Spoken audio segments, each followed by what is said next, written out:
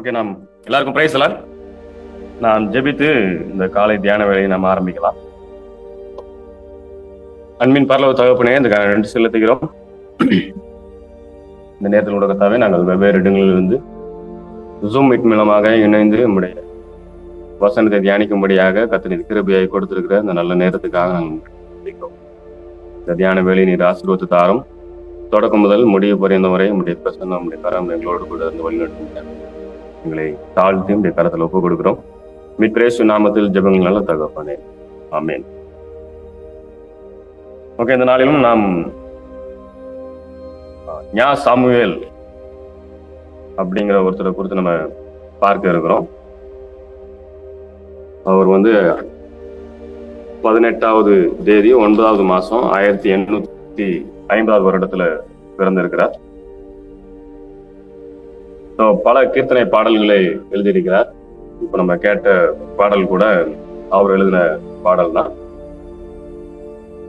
அவர் பாடல்கள் எழுதினது மட்டுமல்லாமல் ஜெர்மனிய மொழியில் உள்ள பாடல்களையும் சில அவர் தமிழ்ல மொழிபெயர்த்திருக்கிறார். அவர் ஒரு வேதாகம ஆசிரியர். இன்னைக்கு நம்ம இந்தியா ஃபுல்லா ஆசிரியர் தினம் கொண்டாடப்படுகிறது. ஸோ இவரும் கூட ஒரு பைபிள் டீச்சர். ஸோ அநேக புத்தகங்களை அவர் எழுதியிருக்கிறாரு. அவருடைய புத்தகங்களை அவர் பெரும்பாலும் தமிழிலும் ஜெர்மானிய மொழியிலும் அவர் எழுதியிருக்கிறார். பல ஜெர்மானிய புத்தகங்களை தமிழ்ல மொழியாக்கம் செய்திருக்கிறார். அப்படிங்கிறது அவர் ஜெர்மானிய மொழியை எவ்வளவு நல்லா கற்றிருந்திருப்பார் அப்படிங்கறத நம்ம அறிந்து கொள்ள முடியும்.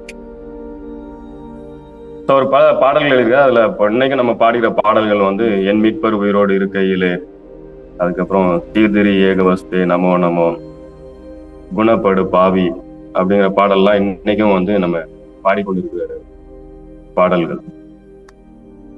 ஒரு லுத்ரன் சர்ச்சில் அவர் இருந்து அதுல கடைசி வரைக்கும் அதுல ஊழியம் செய்யறாரு.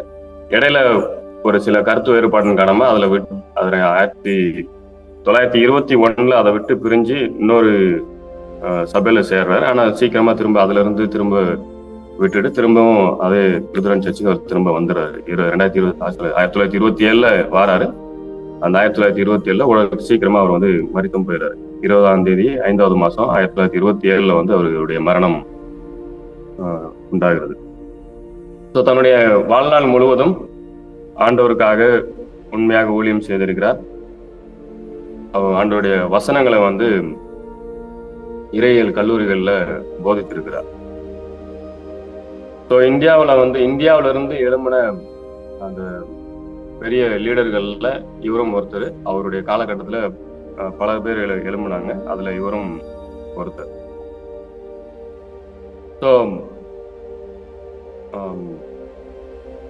இன்னைக்கு நமக்கு கொடுக்கப்பட்டிருக்கிற அந்த வேத பகுதியானது லூக்கா 14வது அதிகாரம் 15வது வசனம் முதல் 24வது வசனம் வரை. இதுல நம்ம வாசித்து பார்த்தோம் அப்படின்னு சொல்றேன்.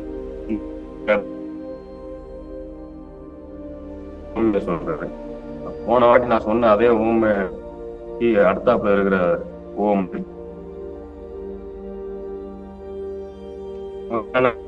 இயேசு கிறிஸ்து அந்த விருந்து வீட்டுல இருக்கும் பொழுது அந்த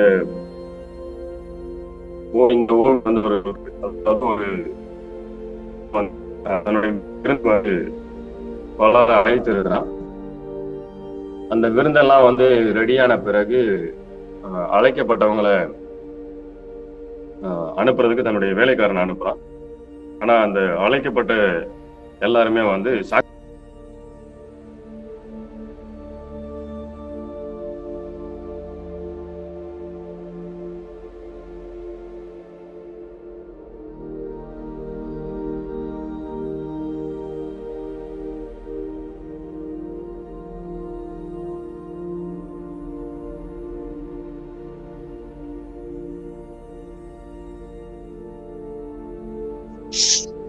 ஆடியோ கேட்கல.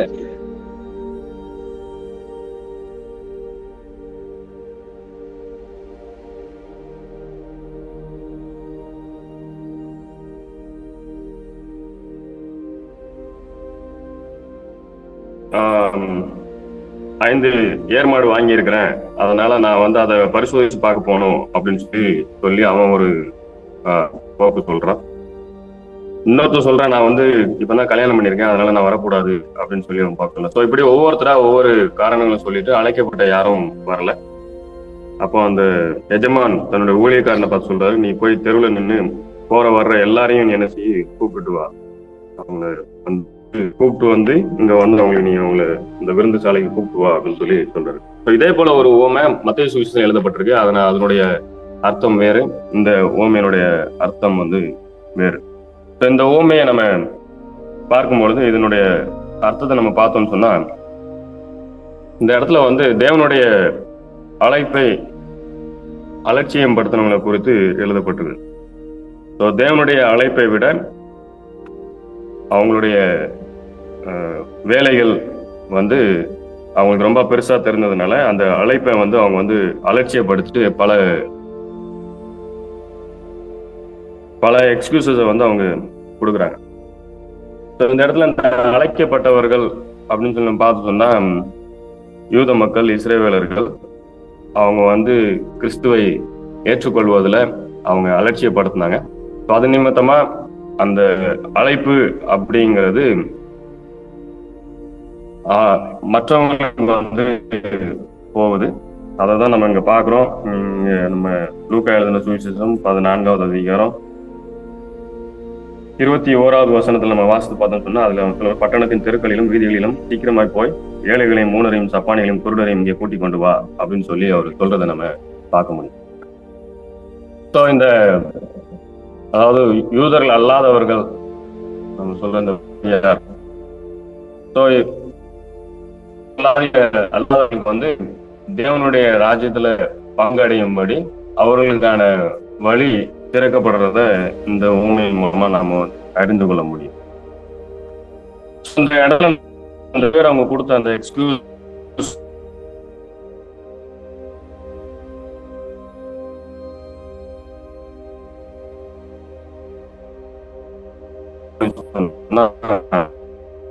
காரணம் கொடுக்குறாங்க. ஒருத்தன் வந்து நான் வயலுக்கு முன்னாடினா கூட சரி, அவங்க வந்து அவசரமா போறாங்கன்னு சொல்லலாம். நான் வாங்கி எல்லாமே வந்து நடந்து முடிந்தது, அவங்களுக்கான அந்த தடை அப்படிங்கிறது இல்லை. ஆனா இதுல வந்து அவங்களுக்கு வந்து விருப்பம் இல்லை அப்படிங்கறதா வந்து ஒரு சரியான ஒரு காரணமா இருக்க முடியும். ஸோ விருப்பம் இல்லாததுனால அவங்க வந்து இந்த இடத்துல காரணங்களை சொல்ல ஆரம்பிச்சிட்டாங்க. ஸோ இன்னைக்கும் கூட நம்ம பார்த்தோம்னு சொன்னா, இந்த தேவனுடைய அழைப்பு அப்படிங்கிறது பலரால அலட்சியம் செய்யப்படுகிற ஒன்று. நம்ம இன்னைக்கு ஊழியத்துக்கு போறோம் அப்படின்னு சொல்லி சொன்னா நிச்சயமா நம்ம வந்து எதிர்கொண்டு இருப்போம். மக்களுடைய அந்த மக்கள் வந்து அந்த அழைப்புக்கு வந்து எப்படி அவங்க பதில் கொடுக்குறாங்க அப்படின்னு சொல்லி. ஸோ பல மக்கள் உலகத்திற்காகவும் உலகத்தின் நேரத்திற்காகவும் தேவனுடைய அழைப்பை அலட்சியம் செய்கிறார்கள் அப்படிங்கிறத நம்ம நிச்சயமா அறிந்திருப்போம். ஒரு முறை கொப்பல் பகுதியில் அவுட்ரீச் போகும்பொழுது அந்த டிராக்ஸ் டிஸ்ட்ரிபியூஷனுக்கு போவோம். அவங்க எல்லாருக்கும் தெரிஞ்சிருக்கும், புதன்கிழமை போவோம்.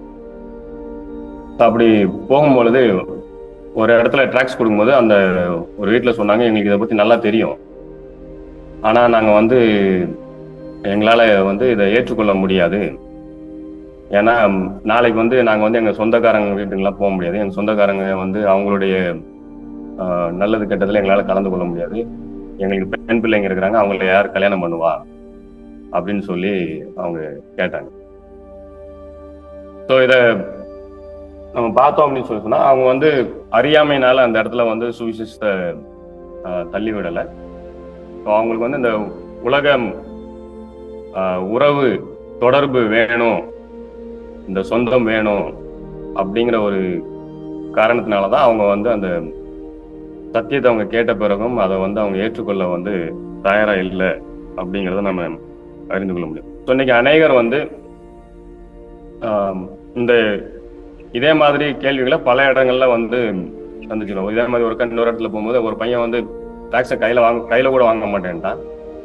ஏன்னு கேட்டா, இதை நாங்க வாங்கி படிச்சா நாங்க அது செய்யக்கூடாது, இது செய்யக்கூடாது, சிகரெட் பிடிக்கக்கூடாது, அதெல்லாம் பண்ணக்கூடாது, அதனால நான் இதை வாங்க கூட மாட்டேன் அப்படின்னு சொல்லி சொன்னாங்க. ஸோ இன்னைக்கு வந்து நிறைய பேர் வந்து அவங்களுடைய அறியாமையினால வந்து கிறிஸ்துவ ஏற்றுக்கொள்ளாம இல்லை, அவங்க வந்து அறிந்து நம்ம இந்த உலகத்தின் பிரகாரமா வாழ முடியாது, இந்த உலகத்துல நமக்கு இருக்கிற விருப்பத்தின்படி வாழ்வதற்கு இந்த சத்தியம் நம்மளை எச்சரிக்கும் அப்படிங்கிற அந்த எச்சரிப்பை அறிந்து அவங்க வந்து அந்த சத்தியத்திற்கான அழைப்பை அவங்க வந்து அலட்சியம் செய்கிறார்கள் அப்படிங்கிறத நம்ம அறிந்து கொள்ள முடியும். ஸோ அதனாலதான் யாக்கோபு எழுதுறாரு, உலக சிநேகம் தேவனுக்கு எதிரான பகை அப்படின்னு சொல்லி. ஸோ இந்த உலகத்துல பலர் தேவனுடைய அழைப்பை ஏற்றுக்கொள்ளாத பட்சத்தில் ஆண்டவர் நிச்சயமா அவருடைய அழைப்பை நாம ஏற்றுக்கொள்ளும்படியா நம்முடைய வாழ்க்கையில அதை அங்கீகரிக்கும்படியாக ஒரு இருதயத்தை நமக்கு கொடுத்திருக்கிறார். அதற்காக நாம் ஆண்டவருக்கு நன்றி உள்ளவர்களாக நாம இருக்கணும். ஸோ இன்னைக்கு இருக்கிற நம்ம இந்த உலகத்துல பல இடங்கள்ல தேவனுடைய அழைப்பை வந்து அலட்சியம் செய்வது இன்னும் நடந்து கொண்டே இருக்கு. ஸோ நம்முடைய வாழ்க்கையில நிச்சயமா நம்ம ஆண்டோடைய அழைப்பை நம்ம ஏற்றுக்கொண்டிருக்கிறோம், ஆண்டோடைய அழைப்புல நாம வந்து வளர்ந்து கொண்டிருக்கிறோம். ஆனாலும் சில நேரங்கள்ல நம்முடைய வாழ்க்கையிலும் வந்து இந்த அழைப்பை கேள்விக்குள்ளாக்கக்கூடிய சந்தேகங்கள் பல நேரங்கள்ல நமக்கு வரலாம், அல்லது இந்த அழைப்பை விட்டு விடுவதற்கான எண்ணங்கள் கூட நம்முடைய வாழ்க்கையில வரலாம். அதுக்கு பல காரணங்கள் இருக்கும். ஆனா எந்த சூழ்நிலையிலும் தேவன் நமக்கு அழைத்த அந்த அழைப்பை நாம் வந்து அலட்சியம் செய்யக்கூடாது, அதை நாம் ஒருபொழுதும் விட்டுவிடக்கூடாது. அப்படி நம்ம விட்டு விடுவோம் அப்படின்னு சொன்னா நிச்சயமா நாம வந்து இந்த இடத்துல இவங்க எப்படி வந்து அந்த விருந்துக்கு அழைக்கப்பட்டிருந்த அந்த அழைப்பை வந்து அது எவ்வளவு மேன்மையானது அப்படிங்கிறத அவங்க அறிய மறந்து போனார்களோ அவர்களில் ஒருவரை போலத்தான் நாமளும் இருப்போம். ஏன்னா இந்த ஓம்பியர் சொன்ன அந்த சூழ்நிலை நம்ம பார்த்தோம்னு சொன்னா 15வது வசனம், லூக்கா 14:15 வசனத்துல ஒரு பரிசேயன் என்ன பண்றான்னா, தேவனுடைய ராஜ்யத்தில் போஜனம் பண்ணுகிறவன் பாக்கியவான் அப்படின்னு சொல்றான். அந்த வார்த்தையை வந்து அந்த பரிசேயன் சொன்ன பிறகுதான் வந்து இயேசு கிறிஸ்து வந்து இந்த ஓமையை வந்து சொல்றாரு. அதாவது எப்படி அந்த பரிசேயர்கள் அந்த யூத மத குருக்கள் எப்படி வந்து கிறிஸ்துவ வந்து அலட்சியம் செய்து அவருடைய அழைப்பை நிராகரித்திருக்கிறார்கள் அப்படிங்கிறத புரிய வைக்கிறதுக்கு தான் வந்து இந்த ஓமியை வந்து அவர் சொல்றாரு. ஸோ தேவனுடைய ராஜ்யத்துல பங்குள்ளவர்களா இருப்பது அப்படிங்கிறது இந்த உலகத்தின் எல்லா செல்வத்தை விட மேலானது. நேற்றைய தினத்துல கூட நம்ம பார்த்த அந்த ஓமையில வந்து ஒரு மனுஷன் ஒரு நிலத்துல இருக்கிற புதையலை அறிந்து கொண்டதுனால தன்னுடைய எல்லா சொத்தையும் வித்து அதை வந்து அவன் வாங்குறதுக்காக அவன் போறான். அதாவது இந்த உலகத்தினுடைய நமக்கு எவ்வளவு சொத்து இருந்தாலும் அது தேவனுடைய அந்த நித்திய ஜீவனுக்கு அல்லது தேவன் நமக்கு கொடுக்கிற அந்த நித்திய ஜீவனுக்கு ஈடாக முடியாது. ஆனா இன்னைக்கு பல பேருடைய வாழ்க்கையில தேவனுடைய ராஜ்யத்தை விட இந்த உலகத்தின் காரியங்கள் தான் வந்து பெரிதாக படுகிறது. அதனாலேயே பல பேர் தேவனுடைய அழைப்பை வந்து அலட்சியம் செய்கிறத நம்ம பார்க்க முடியும். ஸோ நமக்கு கொடுக்கப்பட்டிருக்கிற அந்த அழைப்பு அப்படிங்கிறது நாம் அவரோடு கூட தொடர்ந்து நித்திய காலமாக நாம் வாழப் போகிறோம். இந்த உலகத்துல மாத்திரம் நம்ம அவருக்காக ஊழியம் செய்கிறோம் அப்படிங்கிறதோடு முடிந்து விடுவது ஒன்று கிடையாது. ஸோ அவரோடு கூட நாம் நம்முடைய நித்தியத்தை கழிப்பதற்கான ஒரு பாக்கியத்தை வந்து அவர் நமக்கு கொடுத்திருக்கிறார்.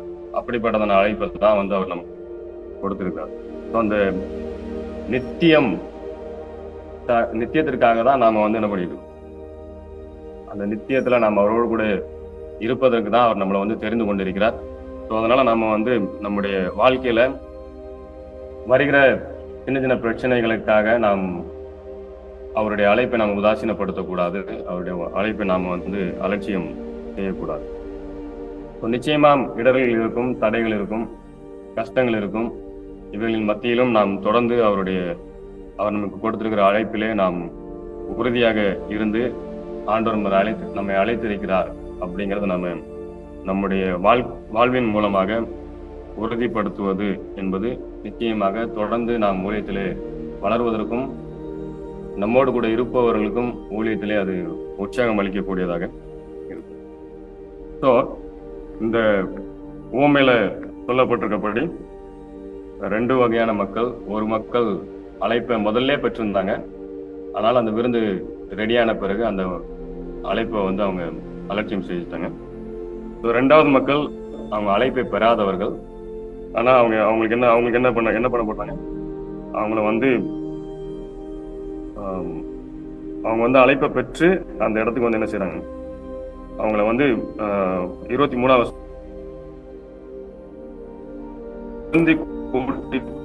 சொல்லி எழுதப்பட்டது. ஸோ அந்த வருந்தி கூட்டி கொண்டு வா, ஏன்னா அழைப்பை முறைப்படி பெற்றவங்க அதை வந்து அலட்சியப்படுத்திட்டாங்க. இப்ப நமக்கு நல்லாவே தெரியும், கல்யாண வீடுகள்ல வந்து அந்த அழைப்பு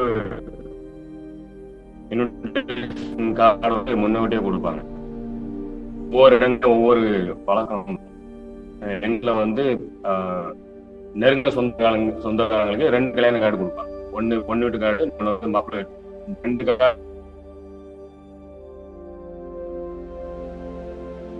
இவ்வளவு முறையா வந்து அழைப்பு கொடுக்கப்பட்ட பிறகும் அந்த கல்யாணத்துல அல்லது அந்த விருந்துல வந்து அவங்க பங்கு பெறல அப்படின்னு சொல்லி சொன்னா அவங்க வந்து அந்த அழைப்பை வந்து அலட்சியம் செய்திருக்கிறார்கள் அப்படிங்கிறது தான் வந்து அர்த்தம். ஸோ அதே போலதான் இந்த இடத்துலயும் வந்து முறையா அவங்கள வந்து அழைப்பு கொடுக்கப்பட்டிருக்கு. இப்ப விருந்து ரெடியான பிறகு கல்யாண வீட்டுல அனௌன்ஸ் பண்ணுவாங்க, சாப்பாடு ரெடி ஆயிடுச்சு வந்து சாப்பிடுவாங்க. ஸோ அதே மாதிரி இவங்களுக்கும் வந்து அந்த இன்ஃபர்மேஷன் போகுது, ஆனா அவங்க வந்து அதை அலட்சியம் செய்யறாங்க. ஆனா இந்த 2வது மக்களுக்கு வந்து அவங்க அழைப்பு கொடுக்கப்படலை. ஸோ இப்போ அவங்களுக்கு என்ன பண்ணப்படுது, அவங்கள வந்து வருந்தி கேட்டுக்கொள்ளப்படுறாங்க. ஸோ நம்முடைய வாழ்க்கையில நம்ம சோதித்து பார்த்தோம் அப்படின்னு சொல்லி சொன்னா, நம்மகிட்ட வந்து நிறைய பேர் ஆண்டவருடைய சுவிசேஷத்தை சொல்லும் பொழுது அவங்க எவ்வளவு ரிக்வெஸ்ட் பண்ணியிருப்பாங்க அப்படிங்கிறத நம்ம நிச்சயமா நம்மளால உணர்ந்து கொள்ள முடியும். அந்த சத்தியத்தை நாம அறிந்து கொள்வதற்கு அவங்க எவ்வளவு தூரத்துக்கு நம்மளோட கூட பொறுமையா பேசி அந்த சத்தியத்தை நம்ம புரிந்து கொள்வதற்கு அவங்க வந்து நமக்கு உதவியா இருந்திருப்பாங்க அப்படிங்கிறத நம்ம அறிந்து கொள்ள முடியும். ஸோ தேவனுடைய ராஜ்யத்தின் புத்திரராக நாம் இந்த உலகத்திலே வாழ ஆண்டவர் நமக்கு உதவி செய்திருக்கிறார், அதுல எந்த சந்தேகமும் இல்லை. ஸோ அதை நம்ம டெய்லி நம்முடைய நடைமுறை வாழ்க்கையில நாம் இந்த உலகத்தின் மனிதர்கள், இந்த உலகத்துல வாழ்ந்தாலும் இந்த உலகத்துக்குரியவர்கள் அல்ல என்பதை நாம் தொடர்ந்து நம்முடைய வாழ்வின் மூலமாக வெளிப்படுத்துவது அவசியமான ஒன்று. சாமுவேல் ஐயா அவர்கள் இந்த உலகத்துல ஒருவேளை ஒரு திறமைசாலியா இருந்தாலும் அந்த தன்னுடைய திறமையெல்லாம் வந்து ஆண்டவருக்காக பயன்படுத்தி இருக்கிறார். ஆண்டவர் குறித்ததான காரியங்களை எழுதுவதற்கு பயன்படுத்தி இருக்கிறார். பாடல் மூலமாகவும் புத்தகங்களாகவும் எழுதி அதை வந்து வெளியிட்டு. ஸோ தேவன் நமக்கு கொடுத்திருக்கிற தாளந்துகளை அவருடைய மகிமைக்காக நாம் தொடர்ந்து பயன்படுத்தும் பொழுது நிச்சயமாக நம் மூலமாக அநேகர் வந்து தேவனிடத்தை வழிநடத்தப்படுவார்கள். நம் மூலமாக நிச்சயமாக அநேகர் வந்து ஆசீர்வதிக்கப்படுவார்கள். ஒருவேளை அவரு மறித்து போய் பல ஆண்டுகள் ஆனாலும் கூட, கிட்டத்தட்ட 100 வருஷம் ஆக போகுது, ஆனாலும் அவருடைய பாடல்கள் இன்றும் நம் மத்தியில வந்து உபயோகத்துல இருக்குது. நம்ம இன்னும் சபைகள்ல பாடிக்கிட்டு இருக்கோம். அப்படிங்கிறது நிச்சயமா ஆண்டவர் அவருக்கு கொடுத்த அந்த தாளந்தை அவர் ஆண்டவருக்காக பயன்படுத்துவதனால இன்னைக்கு வரைக்கும் அது வந்து பலருக்கு ஆசீர்வாதமா இருக்கு. ஸோ நாமும் ஆண்டவருடைய அழைப்பை பெற்றவர்களாய் ஆண்டவர் நமக்கு கொடுத்துருக்க அந்த தாளந்துகளை உண்மையாக பயன்படுத்தும் பொழுது நிச்சயமா ஆண்டவருடைய வருகை தாமதிக்குமானால் அது வரைக்கும் உள்ள சந்ததிகளுக்கு நாம் ஆசீர்வாதமாக இருக்க முடியும். ஸோ தேவன் தாமே நமக்கு உதவி செய்வாராக. தொடர்ந்து நாம் அவருடைய ஊழியத்திலும் விசுவாச வாழ்க்கையிலும் உண்மையுள்ளவர்களாக ஜீவனம் பண்ண தேவன் நமக்கு அனுகிரகம் செய்வாராக. நாம் ஜெபித்து நிறைவு செய்யலாம். அன்பின் தகப்பனே, இந்த நன்றி செலுத்துகிறோம். இந்த நேரத்தில் கூட கர்த்தாவே நாங்கள் உங்களுடைய வசனத்தை தியானிக்க கர்த்தர் கொடுத்ததுக்கு கிருபைக்காக நன்றி செலுத்துகிறோம். கர்த்தாவே, உங்களுடைய அழைப்பை நாங்கள் எங்களுடைய வாழ்க்கையிலே அங்கீகரிக்க, அதிலே நிலைத்திருக்க இம்மட்டுமாக நீங்கள் கிருபை செய்திருக்கிறீர். அதற்காக நன்றி செலுத்துகிறோம். எங்களுடைய வாழ்வின் கடைசி மூச்சு வரை நீர் எங்களுக்கு கொடுத்த அழைப்பிலே நாங்கள் நிலைத்திருக்க கர்த்தாவே உங்களுடைய கிருபை எங்களுக்கு வேண்டும். நீர் எங்களுக்கு உதவி செய்யும். நாங்கள் கடைசி வரை உங்களுடைய ஊழியத்திலும் நீர் எங்களுக்கு கொடுத்திருக்கிற அழைப்பிலும் நாங்கள் நிலைத்திருக்க கர்த்தர் இரக்கம் பார்க்க முடியாது. எந்த சூழ்நிலையிலும் இந்த உலகத்தின் காரியங்கள் நீர் எங்களுக்கு கொடுத்திருக்கிற அழைப்புகளிலிருந்து நாங்கள் பின்வாங்காமல் இருக்க நீர் எங்களை பாதுகாத்துக் கொள்ளும்படியாக இந்த நேரத்தோட கத்தாவே கல்வச்சப்பல் மூலமாக நடைபெறுகிற எல்லா ஊழியங்களையும் இந்த கருத்தில் ஒப்பு கொடுக்கிறோம். கத்த நீர் மட்டுமாக தாங்கி வழிநடத்தி வருகிறீர்கள். அதற்காக உங்களுக்கு நன்றி. வருகிற நாட்களிலும் எல்லா தேவைகளையும் சந்தித்து வழிநடத்துவீர் என்பதை கூட கத்தாவே இந்த ஊழியத்தை முன்னின்று நடத்துகிற அங்களுக்காக அவருடைய குடும்பத்தினருக்காக நன்றி செலுத்துகிறோம். அவர்களோடு கூட இந்த கரம் இருக்கும்படியாக இந்த நாளையும் உடைய கருத்தில் ஒப்புக் கொடுக்கிறோம். இந்த நாள் முழுவதும் உடைய பிரசனம் உடைய கரம் எங்களுக்கு வழி நடத்தட்டும். இந்த நாளில் எல்லா வேலைகளையும் செய்ய கத்தங்களுக்கு ஏற்ற ஞானத்தையும் பலத்தையும் கொடுத்துருங்க. நாங்கள் வெளியிலே போகும்பொழுது வரும்பொழுது பாதுகாவல் இருக்கும்படியாக எல்லாவற்றையும் தாழ்த்தி உடைய கருத்தில் ஒப்புக் கொடுக்கிறோம். நாமத்தில் ஜெபங்கள் நல்ல தகவல். ஆமென்.